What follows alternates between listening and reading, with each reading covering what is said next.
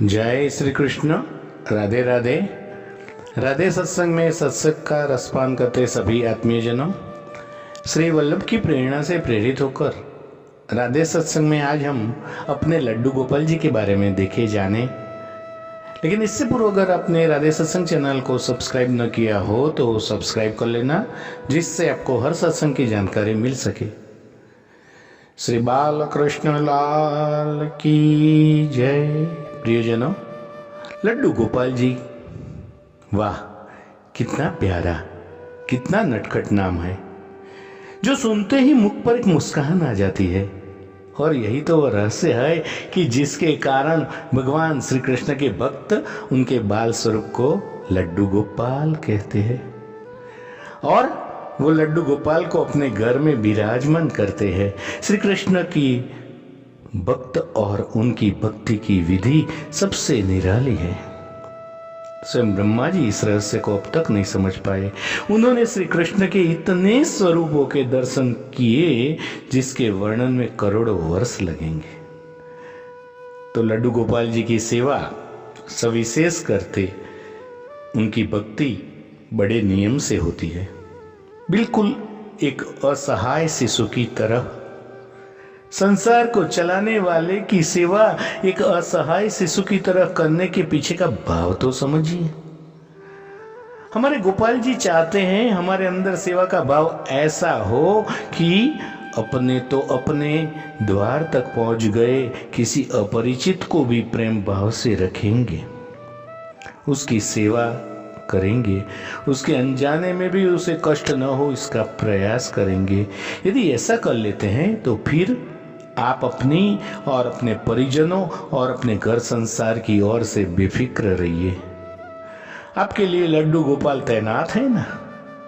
यदि सिर्फ उनकी चारों पहर की सेवा करते हैं लेकिन भाव नहीं आया तो फिर समझिए कि आपने घर में अपना मन बहलाने के लिए खेल का सामान भर के रख दिया है। बस इससे आगे कुछ नहीं। भाव का विशेष महत्व है। भाव का नाम ही भगवान है। मन चंगा तो कठौती में गंगा। लड्डू गोपाल जी की सेवा तो भाव का शिखर बिंदु है, जहां भगवान का घर में प्रवेश ही इस भाव से कराया जाता है कि अब इस घर का मालिक कोई और हो गया है। जैसे मालिक का विशेष ध्यान रखना होता है, वैसे ही लड्डू गोपाल जी का विशेष ध्यान रखना होता है। अपने सामर्थ्य के अनुसार घर में विराजमान लड्डू गोपाल जी की सेवा करनी चाहिए। भगवान को कोई ताम झाम कभी नहीं चाहिए। हम उन्हें संसार का ऐश्वर्य क्या देंगे भला। उन्हें तो श्रद्धा की, प्रेम की तलाश है। जिस घर में लड्डू गोपाल जी का प्रवेश हो जाता है वह घर लड्डू गोपाल जी का ही हो जाता है। इसी भाव से लड्डू गोपाल जी का घर में अभिनंदन करें। मेरा घर का भाव मन से छोड़ दीजिए, लड्डू गोपाल जी का घर है और लड्डू गोपाल जी के घर का भाव मन में बिठा देना चाहिए। जिस घर में लड्डू गोपाल जी आ गए वहां पर किसी चीज ऐसी मांस मदिरा जुआ का प्रवेश ही नहीं होना चाहिए। इस नियम को नहीं मान सकते तो फिर लड्डू गोपाल जी को न लाए, अन्यथा भगवान कुपित हो जाते हैं। एक बात अक्सर आती है कि क्या घर में एक से अधिक लड्डू गोपाल जी हो सकते हैं। वैसे तो इस विषय पर प्रामाणिक रूप से कहा जा सकता है, पर भाव से देखे तो एक ही रखे। घर का स्वामी तो एक ही हो। वैसे घर में एक से अधिक बच्चे होते हैं, इसलिए एक से अधिक लड्डू गोपाल जी का विराजमान होना कोई अनुचित है, ऐसा कहना शायद उचित न होगा। हाँ, कोई बार ऐसा होता है जरूर कि परिवार के सदस्यों में आपसी प्रतिस्पर्धा या आपसी खटपट के परिणाम रूप एक से अधिक लड्डू गोपाल जी या कई बार किसी टोट के रूप में लोग रख लेते हैं। यह उचित नहीं है। बाकी तो भगवान और भगत के बीच का भाव है, जाकी रही भावना जैसी, प्रभु मूर्ति नहीं देखी तैसी। लड्डू गोपाल जी की जरूरतों का भी ध्यान परिवार के सदस्य की जरूरतों के अनुसार ही रखना चाहिए। उन्हें भी पर्व त्योहार आदि पर विशेष लाड प्यार करना चाहिए। लड्डू गोपाल जी की हर आवश्यकता को ध्यान में रखना चाहिए। लड्डू गोपाल जी की आवश्यकता का ध्यान रखने का अर्थ यह नहीं है कि उनके लिए बहुत ताम झाम करने की जरूरत है। लड्डू गोपाल जी तो बालक भाव में होते हैं, उन्हें ताम झाम से क्या काम, उन्हें तो प्रेम चाहिए, प्रेम। लड्डू गोपाल जी को प्रतिदिन सुबह स्नान अवश्य कराओ। जैसा मौसम उसके अनुकूल पानी, सर्दी हो तो गुनगुना, गर्मी है तो ठंडा जल, हो सके तो उसमें थोड़ा सा गुलाब जल डालिए।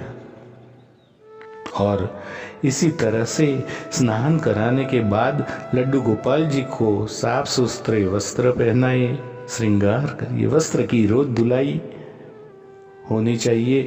जैसे लड्डू गोपाल जी को चटक रंग पसंद है, उन्हें बन ठन के रहना भी पसंद है, ऐसा हमें समझना चाहिए। लड्डू गोपाल जी के वस्त्र भी ऋतु अनुसार चाहिए। सर्दियों में गर्म तो गर्मी में हल्के सूती, गर्मी से बचाव का प्रबंध भी होना चाहिए। लड्डू गोपाल जी तो बालक है ना, उन्हें खिलौने बहुत पसंद है, जैसे हर बालक को होते हैं। लड्डू गोपाल जी के लिए खिलौने अवश्य लेकर आए और उनके साथ समय निकालकर खेलें। जिस प्रकार आपको भूख महसूस होती है, वैसे ही लड्डू गोपाल जी को भी भूख लगती है। आपके घर के बालक जिस समय पे भोजन की आशा रखते हैं, वैसे ही लड्डू गोपाल जी का भोजन अल्पाहार आदि कराना है। घर से बाहर यदि कुछ खा रहे हैं तो भोजन को प्रणाम कर पहले गोपाल जी आपका भोग लगाओ, फिर मैं करूंगा। विनती करने के बाद कुछ पल विराम करें, फिर उस भोजन को लड्डू गोपाल जी का प्रसाद समझकर सप्रेम ग्रहण करें। और सबसे बड़ी बात कि लड्डू गोपाल जी से कोई न कोई नाता अवश्य बनाए, जैसा कि भाई, पुत्र, मित्र, गुरु, कोई न कोई नाता अवश्य बना सकते हैं। जो भी नाता लड्डू गोपाल जी से बनाए तो उसे श्रद्धा और निष्ठा से निभाए।